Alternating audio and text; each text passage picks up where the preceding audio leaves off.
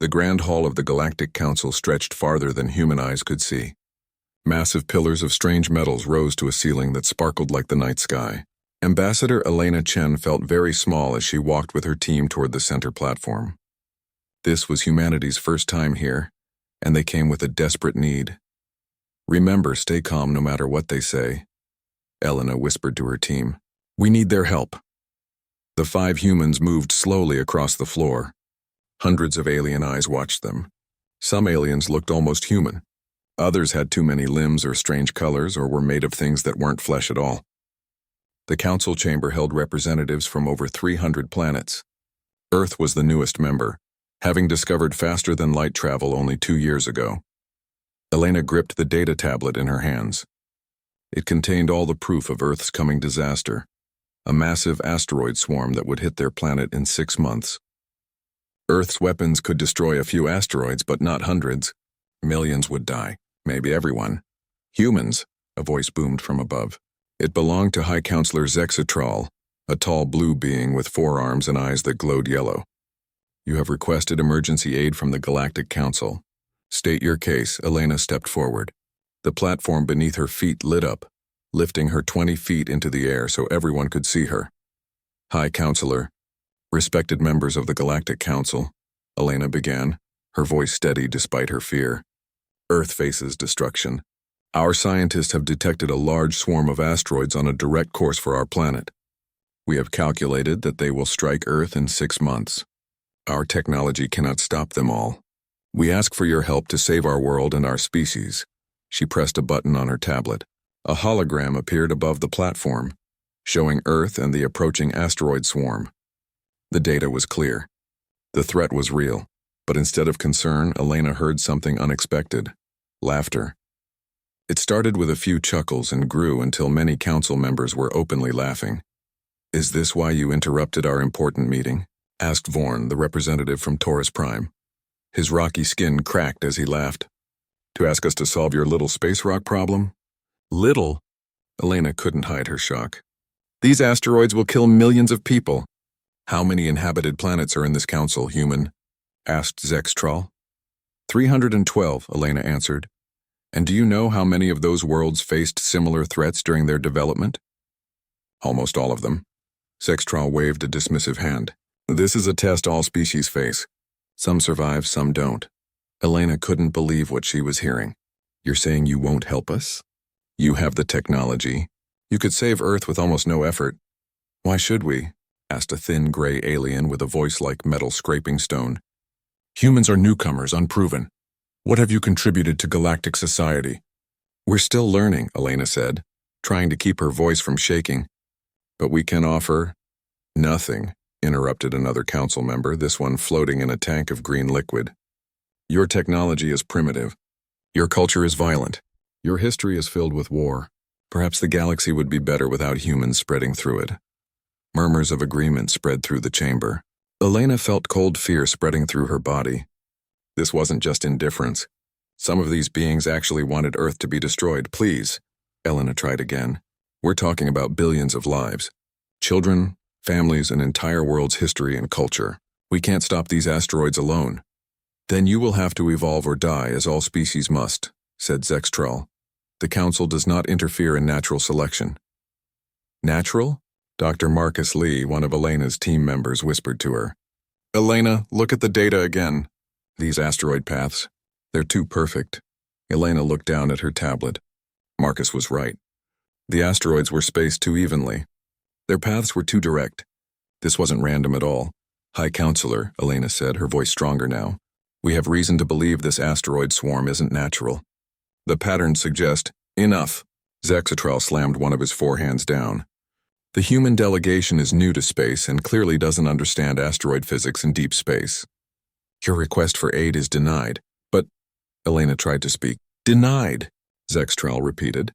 "This council has more important matters to discuss. You are dismissed." The platform beneath Elena lowered back to the floor. Her team looked at her with fear in their eyes. What would they tell Earth? As they turned to leave, a small green alien approached them. It had large, kind eyes and moved on 6 spider-like legs. "I am Kextel," the alien said in a soft voice. I'm sorry about the council's decision. My people were once in your position. What did you do? Elena asked, desperate for any advice. We survived, Kextal said simply. And we remembered who helped us and who didn't. The alien slipped a small data chip into Elena's hand. This contains nothing that will help with the asteroids, but it might help you understand the council better. Before Elena could thank Kextal, the alien scurried away, disappearing into the crowd.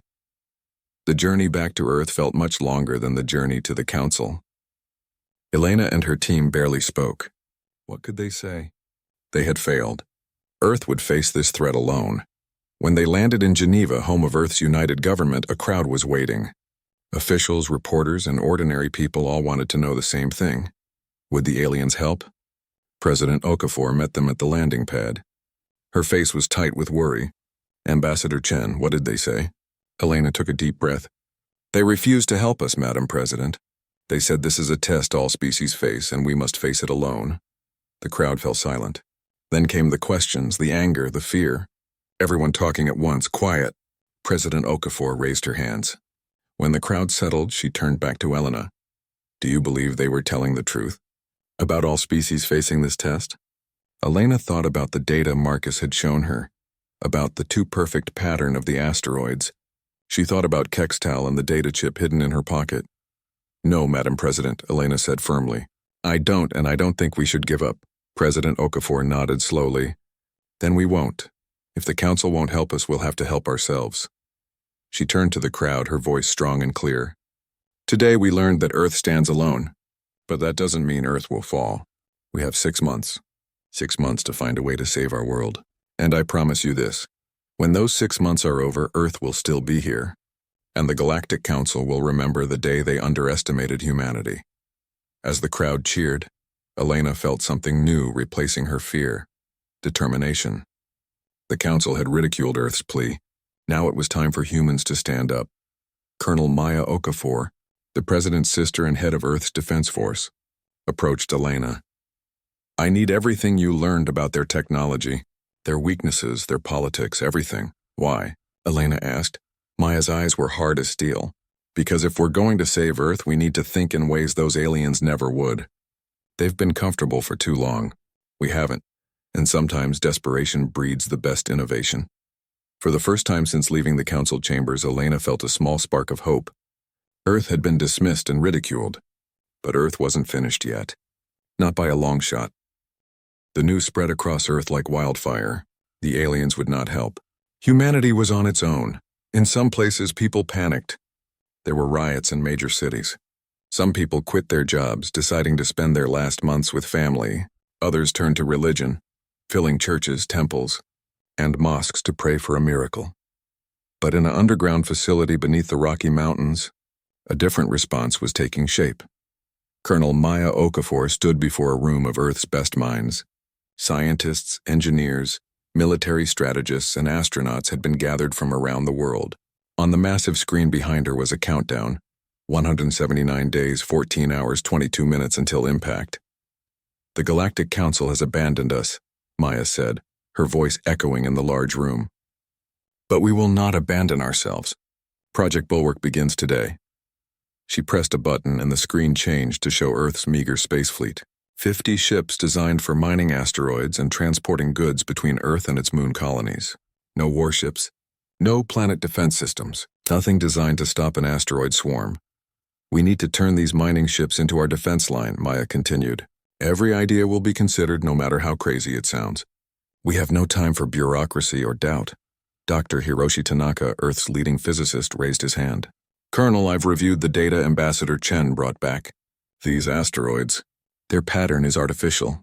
Someone sent them toward Earth on purpose. The room erupted in angry shouts and questions. Quiet, Maya commanded. When the room fell silent, she nodded to her sister who had just entered. President Okafor stepped forward. We believe Dr. Tanaka is right. This is not a natural disaster. It's an attack, but we don't know who or why. She turned to Ambassador Chen, who stood quietly in a corner. Elena, tell them what you found on that data chip. Elena walked to the front of the room. Her face was tired from days without sleep, studying the information Kextal had given her. The chip contained historical records, she explained. Apparently, many species face similar tests just as they develop space travel. Those who survive are welcomed into the council. Those who don't, well, they aren't around to complain. She pulled up a new image on the screen. It showed a map of council space with dates.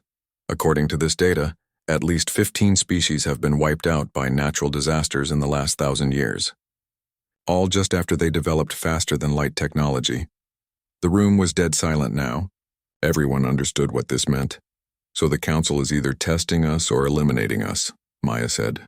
Either way, our response is the same. We survive. For the next week, the team worked without stopping. Ideas were proposed, tested in simulations, modified or discarded. Time was their enemy as much as the asteroids were. Elena spent her time studying every bit of alien technology she had seen during her trip to the council. She had a good memory, and now she sketched designs, described power sources, and tried to remember every detail that might help. Their mining ships use gravity manipulation. She told the engineering team, they can pull asteroids into new paths without touching them.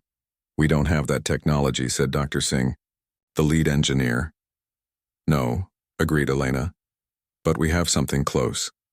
She showed them the plans for Earth's experimental mining drills that used focused gravity waves to crack asteroids open. What if we reverse it? Instead of pulling things apart, we push them away. Dr. Singh's eyes lit up. A gravity repulsor? It's never been done, but the theory is sound. Can we build it in time? Maya asked. Dr. Singh did some quick calculations on his tablet. Maybe, if we use every factory on Earth and the Moon. If we work non-stop. If everything goes perfectly. He looked up. It will be close, Maya nodded. Then we start now. As factories around the world switched to building parts for Project Bulwark, Elena kept studying the data chip. Something about it bothered her. If Kextal wanted to help, why not give them technology to stop the asteroids? Why just historical information? She finally found her answer hidden deep in the data. It wasn't just historical records. There were also council member profiles, weaknesses, political conflicts, secret alliances. They're not united, she told Maya and President Okafor in a private meeting. The council acts strong, but many members hate each other. Some have been enemies for centuries. President Okafor leaned forward. Can we use that? Maybe, Elena said. But first we need to survive. The next months were a blur of activity. Every human on Earth and the Moon colonies worked toward one goal: survival. Old conflicts were forgotten. Resources were shared. Everyone had a job to do, and everyone did it. The mining ships were modified, fitted with the experimental gravity repulsors. Each ship could now theoretically push an asteroid off course without touching it. But would it be enough? We need more power, Dr. Singh reported with just 2 months left. The repulsors work in tests, but they drain too much energy. Each ship can only push 1 or 2 asteroids before its batteries die. Maya pounded her fist on the table. That's not good enough. There are hundreds of asteroids in that swarm. What if we connect the ships? Suggested a young engineer named Li Wei. Share power between them? That would just drain all of them at the same rate, Dr. Singh said. Not if we had a power source, Li Wei continued. Something big. Like what? Maya demanded. Li Wei pulled up an image on his tablet. It showed the massive fusion reactor that powered the North American continent. Like this. You want to put a continental power plant in space? Dr. Singh looked shocked. No, Li Wei said. I want to build a new one, designed for space. One big enough to power all 50 ships at once. That's impossible, Dr. Singh began. Is it more impossible than letting Earth be destroyed? Maya asked quietly. The room fell silent. How fast can you build it? Maya asked Li Wei. With everyone helping? 1 month. Maybe less. Do it, Maya ordered. As Li Wei and his team began building the space reactor, Maya received troubling news from Earth's outer system sensors. The asteroids have changed course, the sensor operator reported. They're moving faster now. Impact in 45 days, not 60. Maya felt cold fear grip her heart. They're adjusting to our defense preparations. This confirms it's deliberate. She immediately called her sister. We need to launch now. Ready or not. President Okafor didn't argue. Within hours, the order went out. Every modified mining ship, the half-finished space reactor, and Earth's best pilots and engineers would launch the next day. On launch day, Maya stood with Elena at the main spaceport. Around the world, ships were taking off, heading to their positions between Earth and the approaching asteroids. Will it be enough? Elena asked quietly. I don't know, Maya answered honestly, but it's more than the Council thought we could do. As the last ship prepared to launch, Maya's communicator beeped. It was Dr. Tanaka. Colonel, we've detected a small ship at the edge of our solar system. It's not one of ours. I think someone is watching us. Maya and Elena exchanged a look. The Council, Elena said. They want to see if we pass their test. Or they want to make sure we die, Maya replied grimly. Either way, we're going to disappoint them. The final ship launched, carrying the space reactor. As it disappeared into the sky, Maya turned to Elena. Now we see if humans have what it takes to stand up after being knocked down. Elena nodded, watching the contrails fade in the blue sky. They ridiculed us. They abandoned us. But they don't know us. Not really. Maya smiled for the first time in months. No, they don't, but they're about to learn. Captain Darius Jones floated in the command center of the lead defense ship, the Resilient. Through the viewport, he could see Earth, a beautiful blue sphere that seemed so peaceful from here. It was hard to believe it might be gone in a month. Status report, he ordered. His second-in-command, Commander Yuki Tanaka, sister of Dr. Tanaka, checked her screens. All ships in position. Space reactor at 82% power and rising. Gravity repulsors ready for testing. And the asteroids? Yuki's face grew more serious. First wave will reach our position in 6 hours. Long-range scans show they're moving even faster now. Darius frowned. Asteroids didn't speed up on their own. This confirmed what they already suspected. Someone was controlling them. Contact Colonel Okafor, he said. Tell her we're ready to test the system. Miles away on another ship, the defender Leeway was making final adjustments to the space reactor. It was a massive structure, a sphere half a mile wide, with 50 cables stretching out to the defense ships arranged in a wide net between Earth and the approaching asteroids.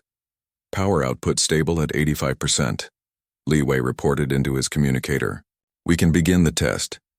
Back on Earth, Maya Okafor and Elena Chen sat in the control center beneath the Rocky Mountains. All around them, technicians monitored screens showing the positions of the ships, the reactor, and the asteroids. Begin test sequence, Maya ordered. On the Resilient, Captain Jones gave the command. Activate gravity repulsor 10% power. The ship hummed as the new technology came to life. In front of the ship, space itself seemed to warp slightly. Target the test asteroid, Jones ordered. A small asteroid just 20 feet across had been positioned for this test. As the gravity repulsor focused on it, the asteroid began to move, slowly at first, then faster, pushed away by invisible forces. It's working, Yuki exclaimed. Similar tests on the other ships showed the same results. The gravity repulsors could push asteroids away. But would they be strong enough for the real threat? They didn't have to wait long to find out. First asteroids entering range, Yuki reported 4 hours later. 10. No, 20. They're spreading out. Captain Jones studied the tactical display. The asteroids were no longer in a tight group. They had spread into a wide formation, making them harder to target. They're adapting to our defense, he realized. Whoever's controlling them knows what we're doing. He opened a channel to all ships. This is Captain Jones. Target the asteroids at the edges first. Work inward. Full power to repulsors. 50 ships activated their gravity repulsors at full strength. The space reactor glowed bright as it pumped energy through the connecting cables. The first asteroids began to slow, then change course, pushed aside by the invisible force. It's working, someone shouted over the comm channel. But the victory was short-lived. As the first wave of asteroids was diverted, a second, larger wave appeared behind them. They're using the first asteroids as a test, Jones realized, to see how our defenses work. He ordered the ships to reposition to prepare for the second wave. But as they moved, 3 of the cables connected to the space reactor snapped. Power dropping, Leeway reported from the Defender. We're down to 70% capacity. The second wave of asteroids hit the defense line. The gravity repulsors pushed against them, but with less power. Some asteroids broke through. Earth defense. Launch interceptors, Maya ordered from the control center. Small rockets launched from Earth, targeting the asteroids that had broken through. They hit their targets, breaking the asteroids into smaller pieces, but those pieces were still heading for Earth. Impact in southern Pacific Ocean in 10 minutes, a technician reported.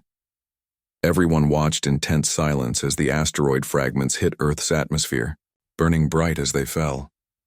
When they hit the ocean, they created massive waves, but no land was hit. This time, "We can't keep doing this," Maya said to Elena. "We need a better plan." Elena had been studying the data from the space battle. "These asteroids are definitely being controlled. Look at how they move. They react too quickly to our defenses. Someone is guiding them." "From where?" Maya asked. Elena pointed to a small blip at the edge of the solar system. "From there. That's not just an observer ship. It's a control ship." Maya's eyes widened.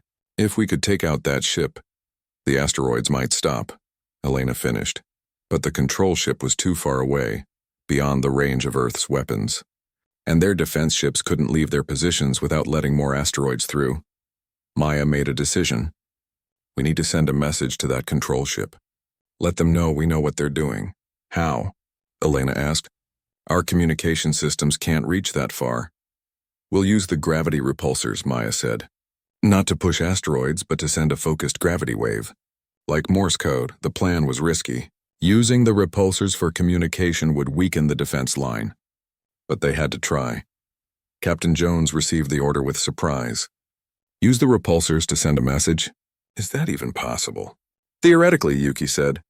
"We'd need to modify the frequency, create pulses." "Do it," Jones ordered. As Yuki and her team worked on modifying the repulsors, the battle against the asteroids continued. More got through. Small impacts occurred in remote areas of Earth. The death toll was still 0, but everyone knew that wouldn't last.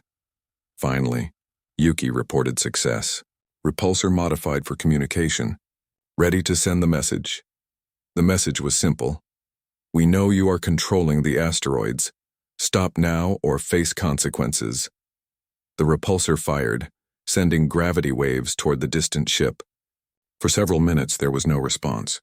Then, suddenly, all the asteroids stopped moving. "Did it work?" Jones asked in disbelief.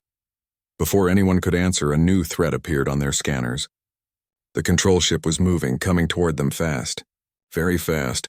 "It's accelerating to attack speed," Yuki reported, her voice tense. "Weapons systems activating." The observer had become a threat. Back on Earth, Maya received the news with grim determination. "Whoever they are, they didn't expect us to spot their control ship. Now they're coming to finish the job directly."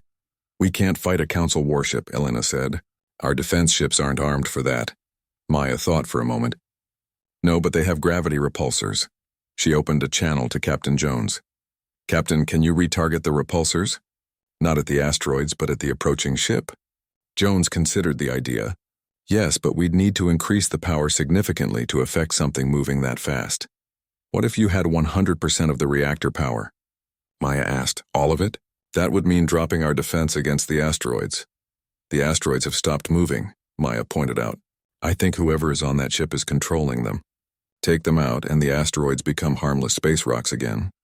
It was a gamble, but they had no choice. Jones ordered all power diverted to a single gravity repulsor on the Resilient, aimed directly at the approaching warship. "Reactor at maximum output," Leeway reported. "Cables holding for now." The warship continued to approach, now close enough to see with the naked eye. It was massive, at least 10 times larger than any of Earth's ships, with weapon ports opening along its sides. "They're preparing to fire," Yuki warned. "Activate repulsor," Jones commanded. "Full power." The Resilient shuddered as the gravity repulsor fired at maximum strength. The space between the ship and the approaching warship seemed to bend and warp.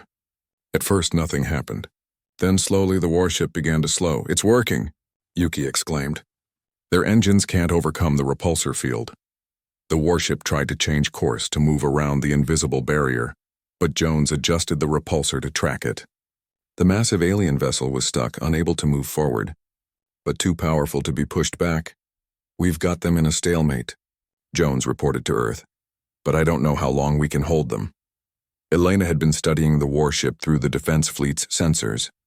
Something about it looked familiar. "Can you zoom in on their hull markings?" she asked the technician.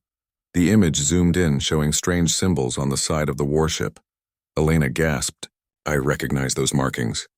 That ship belongs to the Taurus Prime delegation, the same ones who laughed the loudest when we asked for help." Maya's face hardened. "So they denied us help, then tried to destroy us themselves. But why? I think I know, Elena said, pulling out the data chip Quetzalcoatl had given her. According to this, the Taurus Prime were once the newest members of the Council. Until we came along. They're protecting their position. As they spoke, a new signal came in. The warship was trying to communicate. Put it through, Maya ordered. On the screen appeared a familiar face. The rocky features of Vorn, the Taurus Prime representative. Humans, he growled. Release our ship immediately. Stop your attack on Earth immediately, Maya countered. Vorn's rocky face cracked in what might have been a smile. You have no proof we are attacking you. These are natural asteroids. Natural asteroids don't change course to avoid defenses, Elena said, stepping into view. And they don't stop moving when we target your control ship. Vorn's expression changed to one of surprise, then anger. You know nothing. We know enough, Elena replied calmly. And soon the rest of the council will too. For the first time, Vorn looked uncertain. What do you mean? We've been recording everything, Maya said. Your ship, the controlled asteroids, this conversation. I wonder what the council would think about one of their members trying to wipe out a new species. Vorn was silent for a long. The journey back to the Galactic Council was very different from the first trip. This time, Earth's ship wasn't alone. Behind it flew the 50 modified mining vessels that had saved Earth, now serving as an honor guard. And at the center of the fleet was the massive space reactor, a testament to human ingenuity. On the bridge of the lead ship, Ambassador Elena Chen stood with Colonel Maya Okafor, watching the stars streak by. Do you think they'll listen this time? Elena asked. Maya's face was hard. They'll listen, and if they don't, we'll make them. President Okafor had been clear. This time Earth would not beg. They had evidence of Vorn's treachery, proof that the Taurus Prime delegation had deliberately tried to destroy humanity. The council would have to act or expose itself as corrupt. When they arrived at the council station, they found the massive docking area nearly empty. Where is everyone? Maya asked as they stepped off their ship. A familiar figure approached Quetzalcoatl, the small green alien who had helped them before. Most ships left when they heard humans were coming, Quetzalcoatl explained, scurrying alongside them on 6 legs. Many council members fear you now. Fear us? Elena was surprised. Why?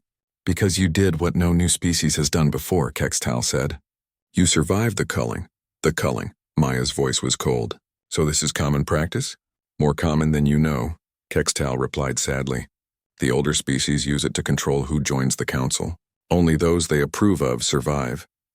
As they approached the council chamber, Elena noticed new security measures. Armed guards, weapon scanners, force fields. The humans were escorted through, treated with a wary respect that hadn't been there before. Inside the chamber, only about half the usual representatives were present. The massive chair of the Taurus Prime delegation was empty. High Counselor Quetzalcoatl called the session to order, his forearms raised for silence. The council recognizes the human delegation here to present evidence regarding their recent asteroid event. The way he said evidence made it clear he didn't expect much. The same dismissive attitude from before. Elena stepped forward, but Maya put a hand on her arm. Let me, she whispered. Colonel Okafor walked to the center platform, which lifted her up as it had done with Elena before.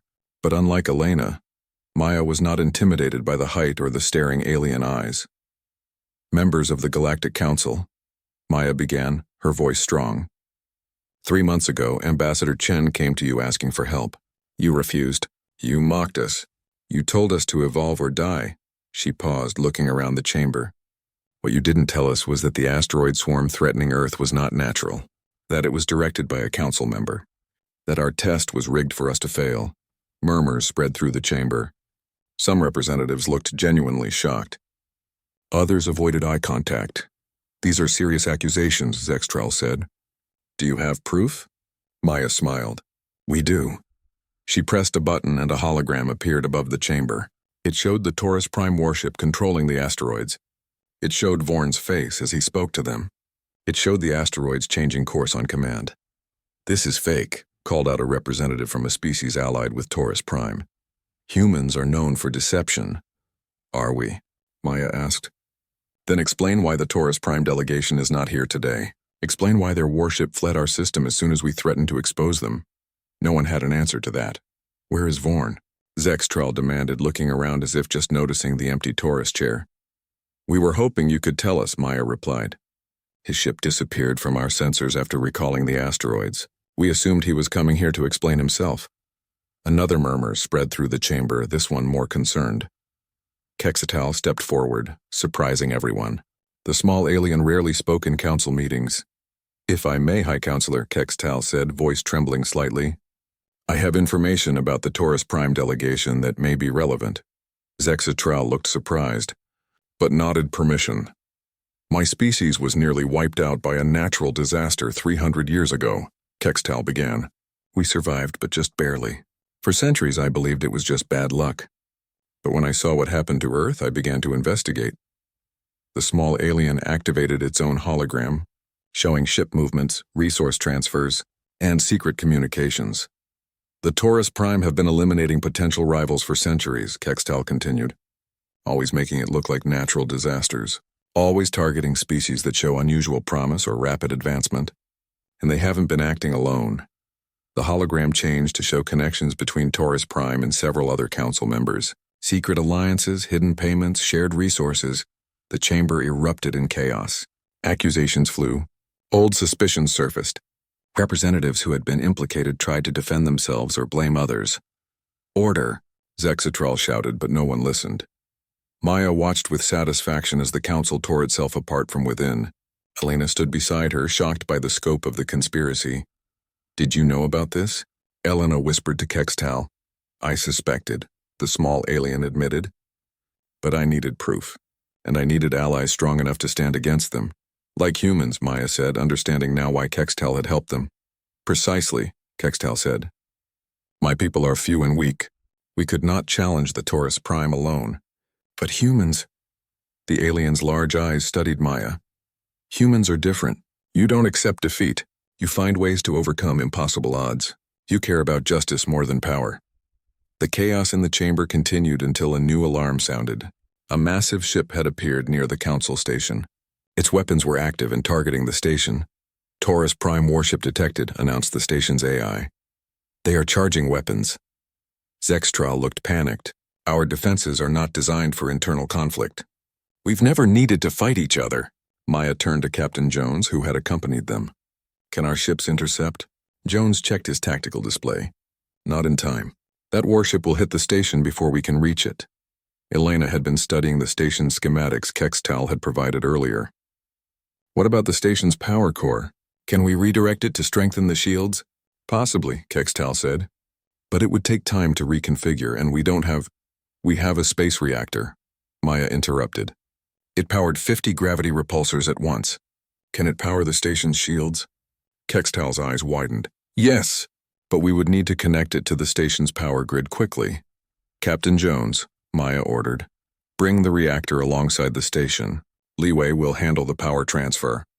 As Jones rushed to carry out the order, the first shots from the Taurus Prime warship hit the station. The shields flickered but held.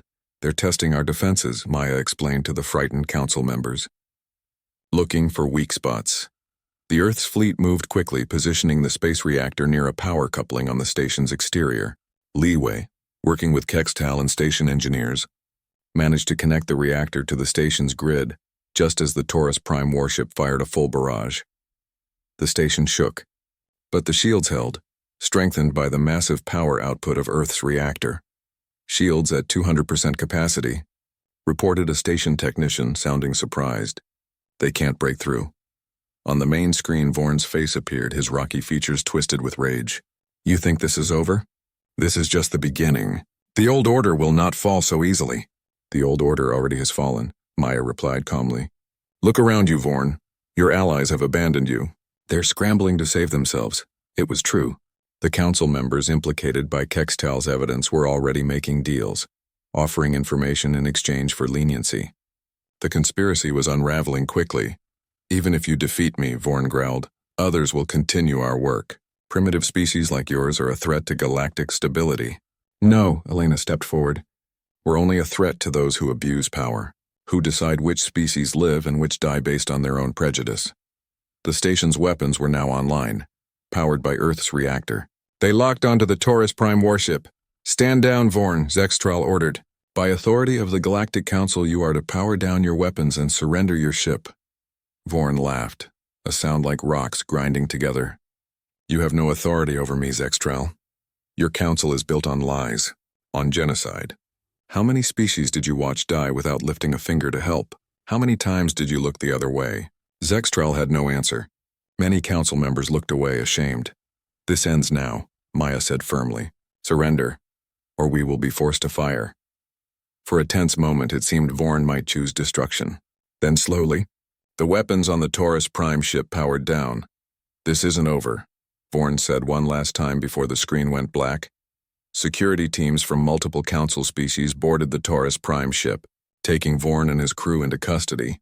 The immediate danger was over, but the council was forever changed. In an emergency session, Zextral stepped down as High Counselor, admitting he had known about some of the tests but had done nothing to stop them. Other implicated members were removed from the council. Those who had worked with the Taurus Prime faced trials for their crimes against developing species. "What happens now?" Elena asked Kextal as they watch. 1 year had passed since the day humans stood up to the Galactic Council. 1 year since the conspiracy of the Taurus Prime was revealed. 1 year since everything changed.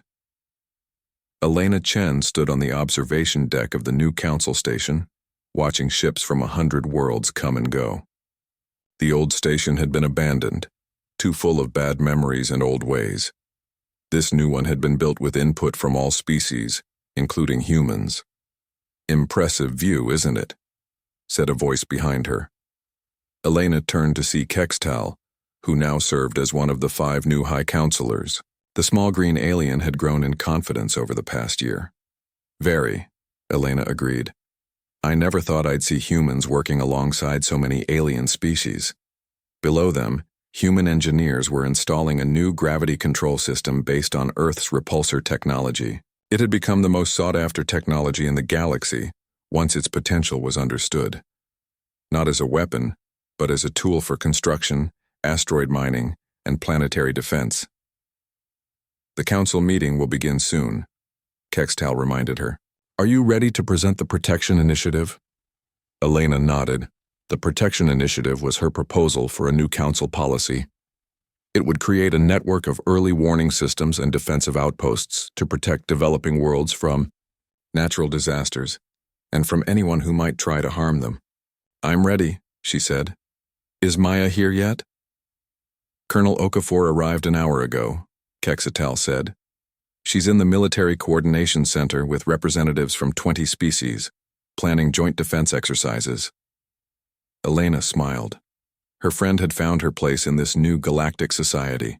Maya now led the Council's defense force, a multi-species fleet dedicated to protecting all worlds, not just the powerful ones. "And Dr. Tanaka?" "Li Wei." "In the Technology Exchange Hub," Kextal replied. "Earth's scientists are very popular these days. Everyone wants to learn from them." That was an understatement. Earth scientists had become celebrities across the galaxy. Their ability to create new technologies from limited resources had amazed the older species, who had grown complacent with their advanced but static technology. As they walked to the council chamber, Elena reflected on how much had changed. The new council was larger, more diverse. Every species, no matter how old or new, had an equal voice. Decisions were made by consensus, not by the powerful imposing their will on the weak. The chamber itself reflected the new approach. Instead of seats arranged by status with the oldest species closest to the center, the new design placed everyone in a circle. No position was better than another. No species looked down on others. "Ambassador Chen," Zextral greeted her as she entered. The former High Counselor now served as a regular representative, having worked hard to redeem himself by exposing other conspirators. "Your Protection Initiative has strong support. I believe it will pass today." "Thank you," Elena said. She had forgiven Zextral for his past failures, understanding that change wasn't easy for anyone, especially species that measured their history in thousands of years. The meeting began with reports from various committees. The Justice Committee was still working through the trials of those involved in the conspiracy. So far, 27 representatives from 12 species had been convicted of crimes against developing worlds. Vorn and his closest allies had received the harshest sentences: permanent exile from Council space. Next came the Recovery Committee, which was helping species that had been damaged but not destroyed by previous tests. Worlds that had lost millions of people to engineered disasters were receiving aid, technology, and support to rebuild. Finally, it was time for Elena to present the Protection Initiative. She walked to the center of the chamber, where a holographic display activated around her.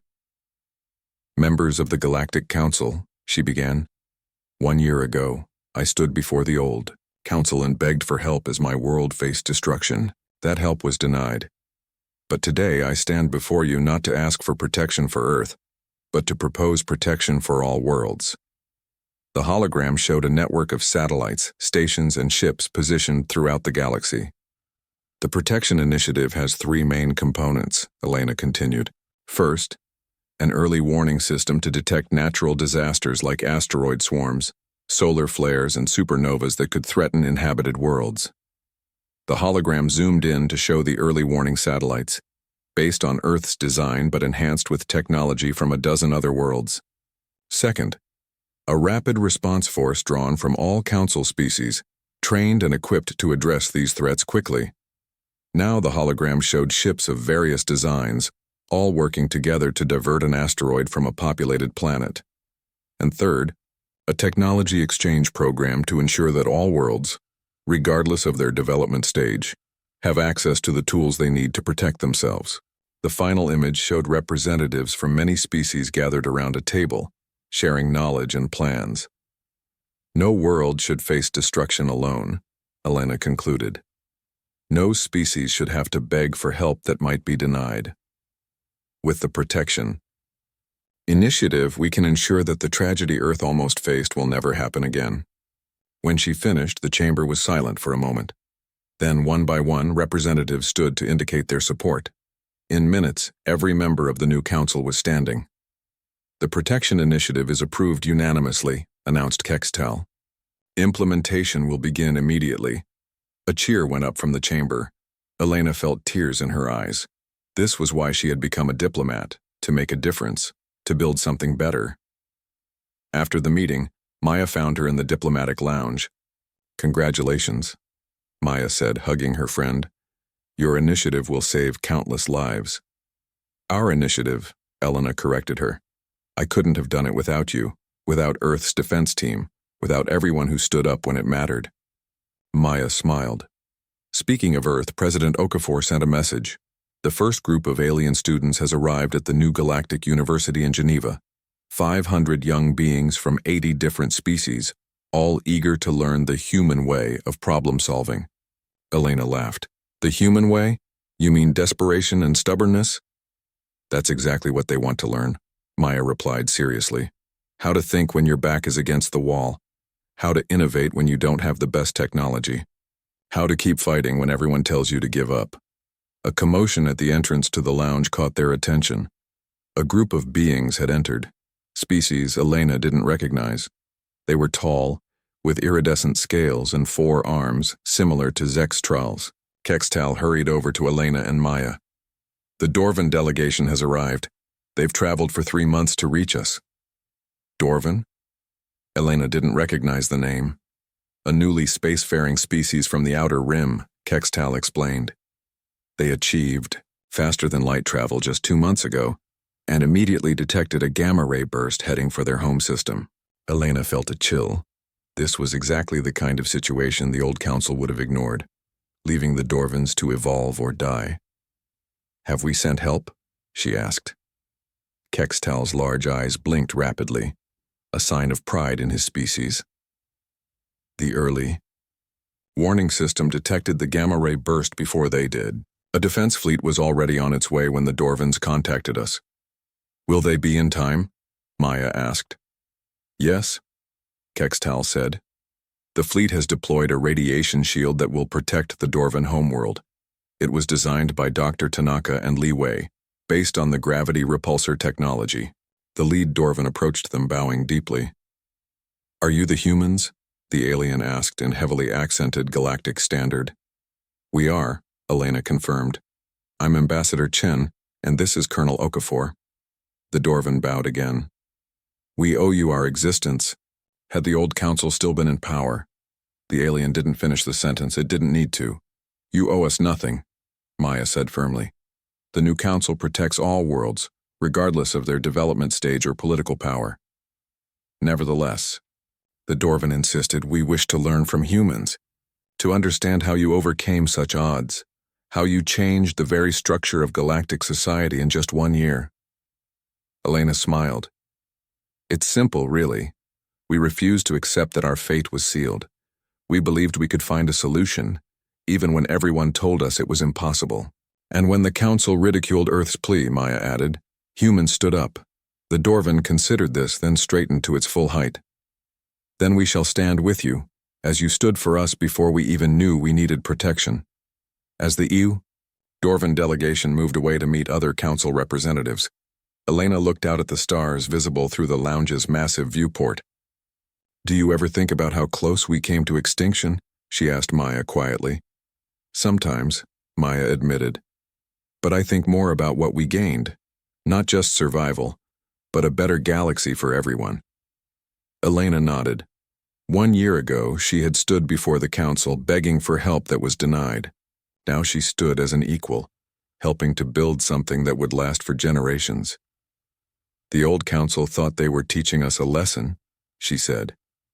"And they were right, just not the lesson they intended." "What lesson was that?" asked Kexistal, rejoining them. Elena smiled. "That sometimes the most powerful force in the universe isn't technology or weapons or ancient knowledge. It's stubbornness," Maya suggested with a grin. "It's innovation," Kextal added.